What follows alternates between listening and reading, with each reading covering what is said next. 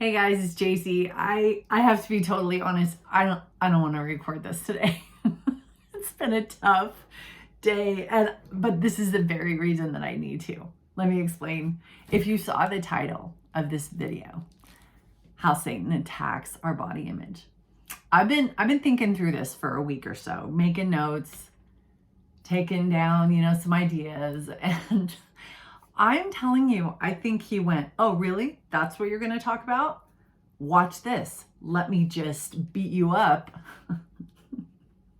Let me just tell you, this morning, I was getting ready for church and I probably did my hair 4 different ways and hated every one of them. That's why I just finally went I almost just yanked it right out of my head. And it wasn't just my hair. I tried on like 4 different outfits and nothing, I don't know what it was. I just wasn't settled. I was just like, ugh. And it was going to be late, where you have to just settle and put something on. And it wasn't this. I walked into church so frustrated, but then I almost had to start laughing because the very thing I'd been studying all week was how Satan attacks our body image. And the funniest thing was, the whole time I've been preparing notes on this, I was like, the whole idea is most of us may go, wait, what? He doesn't even care about our body image. Satan tempts us to do terrible things and big sins. And, why would he care about that? Why would he attack us there? There I sat in church as everybody else walked in all cute, and I was so frustrated. And I've had that experience before. But that's all it took to take me out of a headspace of worship and to completely take my mind captive. And I had to fight in the first few minutes of sitting there on that pew to decide if I was going to stay in that place. It was just a bad morning. I'm just mortal. I'm human. This is what it is at age 50. Sometimes this does not cooperate. And it was so funny because I got my hair cut a couple of days ago and loved it. And then this morning I was like, ah! But I wanted to make to make the point that sometimes we just think these days where our body image starts to spiral and we're just like, I could not look worse today. I don't want to go into public today.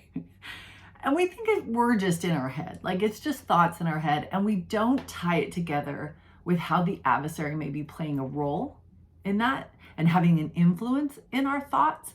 It may even not be that he's done the thing specifically that caused us to have a bad body image day, but he has fun with our mind if we will let him. And that's what this video is about. I think I'll do a 2-parter. This one's going to be more about how he attacks. And then the next one, I think we'll do more how we fight back. Because I think they each need their own specific, moment or message. I've been in Ephesians 6 all week as I've thought about this. With the familiar passage about the armor of God that talks about taking on the whole armor of God that you may be able to withstand in the evil day and having done all to stand. And doesn't it talk about the wiles of the devil? Now I'm like, what verse is that? I didn't write. Yes, I did. Verse 11. Oh, I skipped down to 12. That's why. Or 13.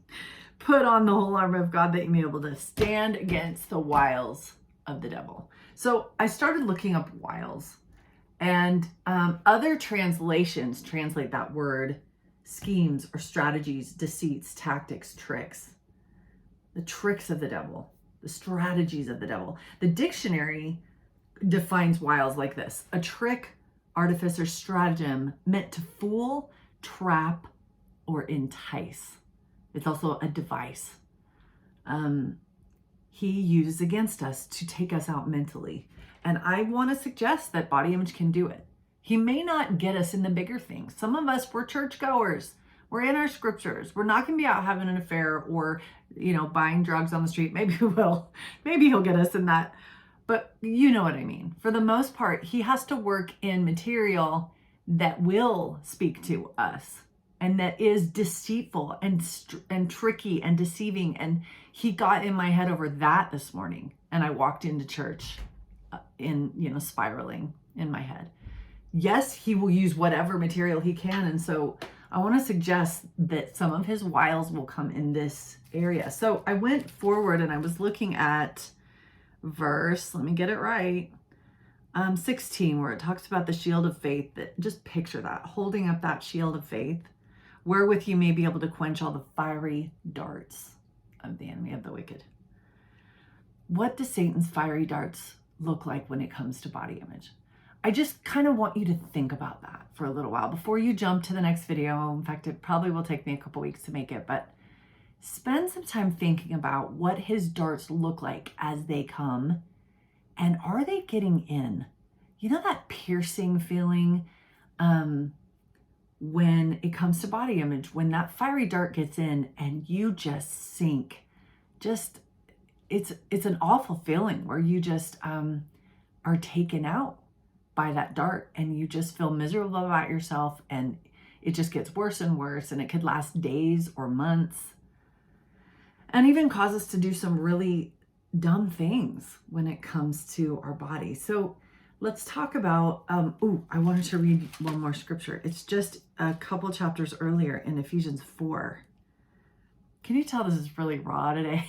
Like I said, I've had a hard week, and then that happened this morning, and I was like, I'm not videoing that. I'm not getting myself on the camera until my hair looks better, and I'm not.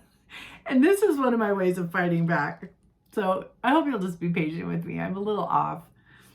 But Ephesians 4, verse 27, it's just a simple little phrase. But Paul just says, neither give place to the devil. Don't give place for him inside your head on this. And that's where my mind has been. And maybe that's why he came at me this morning, like, oh yeah, you think you can keep me out of your head? And it was a battle. It was. So let's talk for a minute about, because we're all different.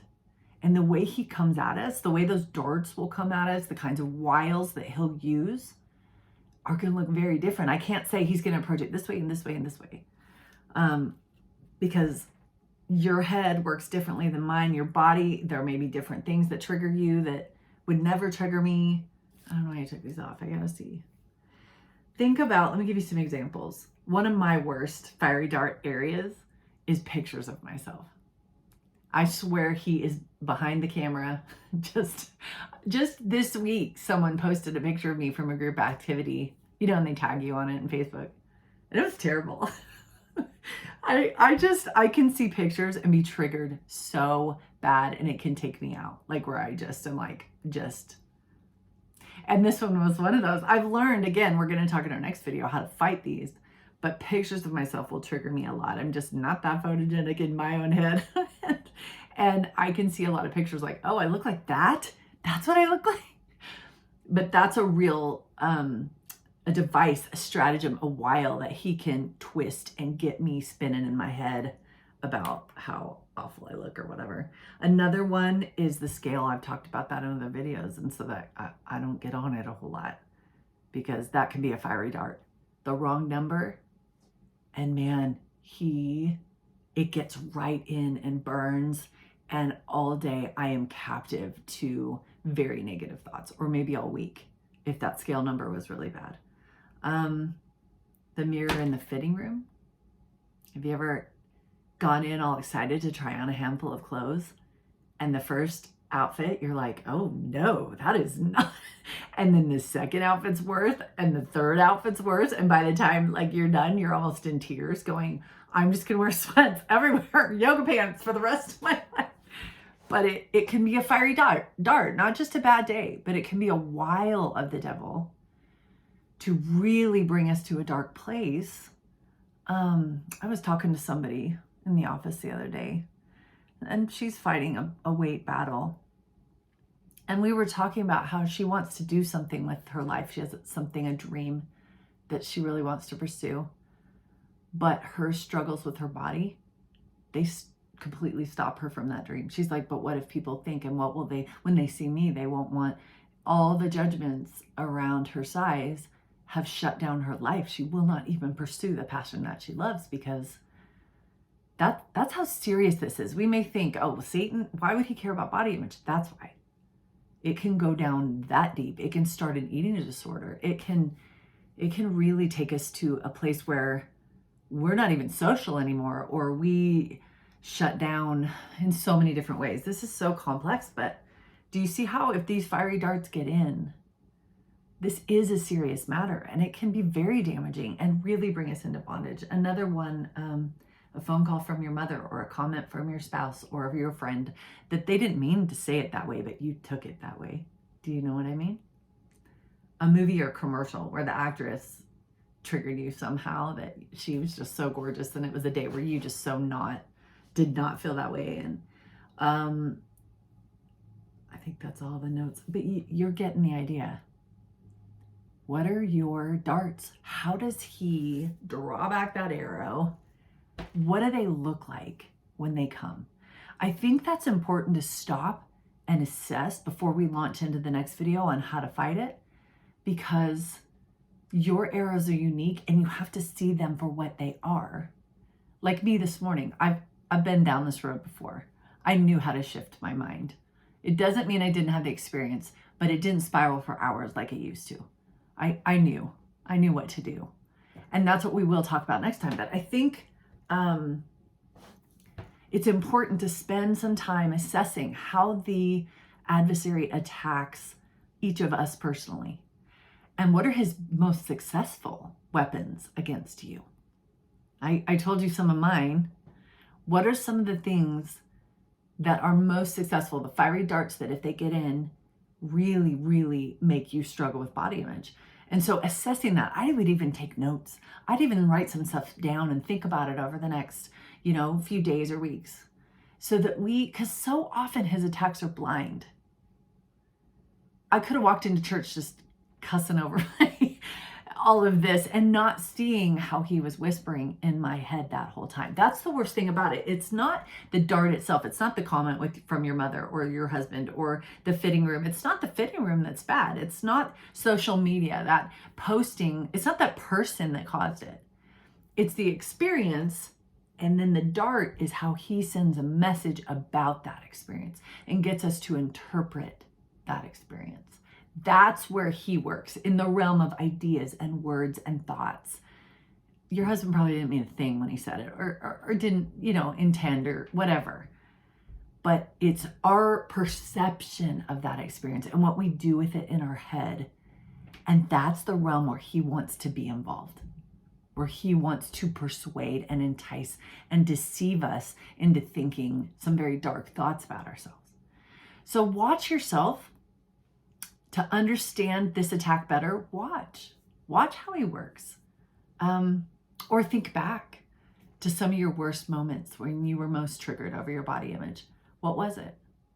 Seeing somebody else that was really beautiful? And is it just a simple, but then what happened in your mind? How much freedom did you give the adversary to just run with those negative thoughts? And I promise, if you'll spend some time doing that, then we'll go back into Ephesians 6 and probably some other verses and talk about there really should be some armor to protect us from that damaging, destructive pattern that he has got us into for so long, over and over and over, and destroyed our self-worth, destroyed our sense of self, destroyed our ability to live in peace. The attack has worked on us, so many of us, for decades sometimes. Maybe it's time to learn how to fight. And I say that today as a battle-weary soldier. We've been hand-to-hand combat this morning. I don't know what it was, but I just felt like I was being pummeled by those thoughts. But again, if we'll understand the attack for what it is, next time we'll talk more about exactly what to do so we can be valiant soldiers and have the protection, the armor, the defensive weapons that we need to fight back against this attack. Thanks for putting up with my video today. I hope it was helpful. I hope you'll maybe give yourself some time to think this through, and then I'll see you in a couple weeks with the second video. Thanks.